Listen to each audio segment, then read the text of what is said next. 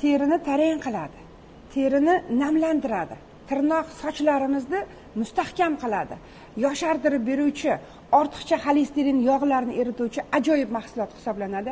Yana boshqa kollagenlardan farqi o'rtoqlar, tarkibida ganoderma o'simligi bo'lganligi uchun yallig'lanishlarga, barcha ichki kasalliklarni ham davolab, yallig'lanishlarni davolaydi va immunitetingizni mustahkam qiladi. Mana buni hozir men sizlarga ko'zlaringni oldida ochib, mana ko'rsatib bermoqchiman.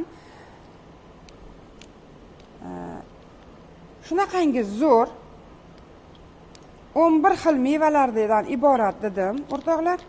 Buni ko'rganingizda mana ko'rsatishingiz mumkin. Mevani so'kiga o'xshaydi, shunaqangi shirin, shunaqangi priyatniy narsa. Bunga albatta suv qo'shib ichmasangiz